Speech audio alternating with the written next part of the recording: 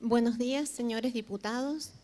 Agradezco la oportunidad para aportar en esta ponencia fundamentos científicos que como tales siempre deben tener demostración experimental sobre el inicio de la vida de cada ser humano.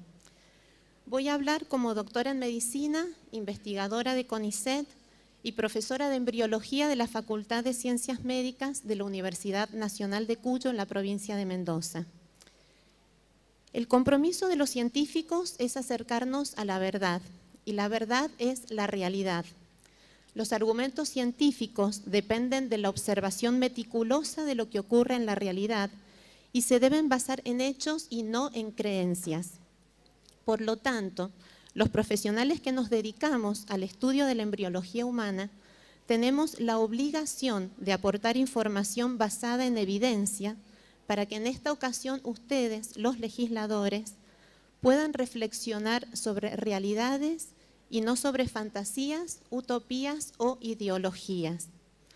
Con frecuencia, en los debates sobre el estatuto del embrión humano, se han utilizado engañosamente hipótesis no demostradas y datos imprecisos no contrastados para intentar negar la existencia de un nuevo ser humano desde el momento de la fecundación. Mi exposición se limitará a aportar datos científicos que permiten afirmar, primero, que en el proceso de la fecundación se origina un ser viviente de la especie Homo sapiens. Segundo, que el embrión humano es un organismo y no solamente un conjunto de células. Y tercero, que el término... Por favor, silencio, está exponiendo una expositora, seamos respetuosos, gracias. Y tercero, que el término concepción biológicamente corresponde al proceso de fecundación. Con el advenimiento de la fertilización humana in vitro se hizo visible y evidente lo que por extrapolación entre especies se afirmaba en embriología sobre el inicio de la existencia del ser humano.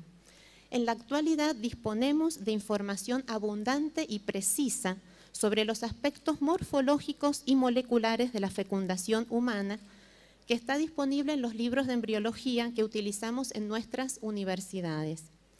A partir del proceso de fecundación, el nuevo ser adquiere su identidad biológica como individuo concreto, porque posee no solamente un genoma propio, que es mucho más que la suma del genoma materno y paterno, sino que también, y esto es la clave, posee la capacidad de expresar dicho genoma.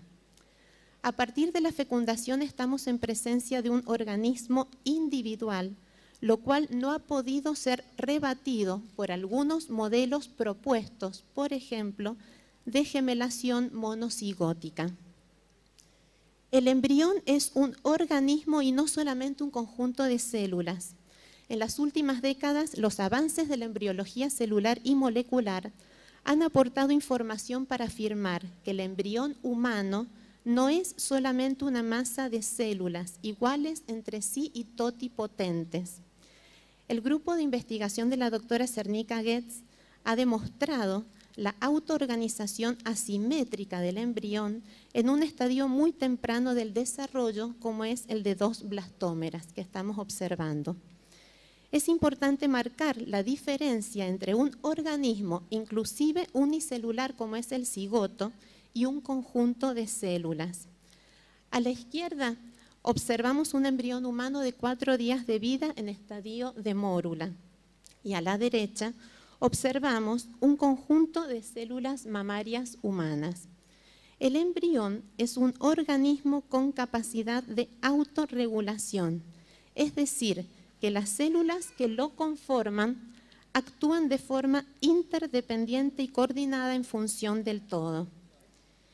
Estas células no establecen relaciones interdependientes y por lo tanto no forman una unidad integrada, que es lo que ocurre en un organismo vivo.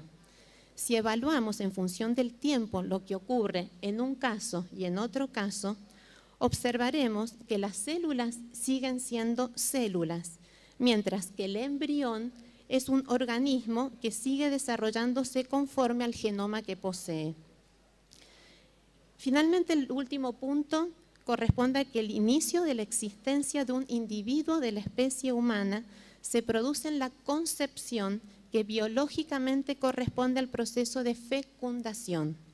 Devaluar biológicamente la fecundación ha sido el paso previo y necesario para intentar vaciar de contenido ético esta palabra en cuanto al inicio de la existencia del ser humano.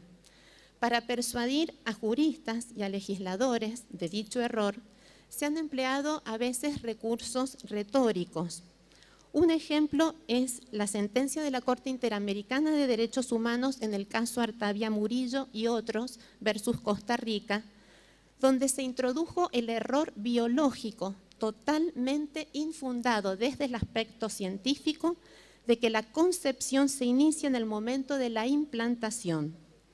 La Corte Interamericana de Derechos Humanos intentó redefinir el término biológico de concepción sin utilizar argumentos científicos, asumiendo que mientras no se diagnostica un embarazo, este no existe. Es importante mencionar que la dependencia de la madre, que todos la comprobamos a partir de la segunda semana de gestación, no anula la autonomía biológica, del embrión humano como individuo. Por lo tanto, fijar el inicio de la existencia del ser humano en un momento de su desarrollo distinto de la fecundación responde a un juicio subjetivo y arbitrario sin fundamento científico, aunque lo diga la Corte Interamericana de Derechos Humanos.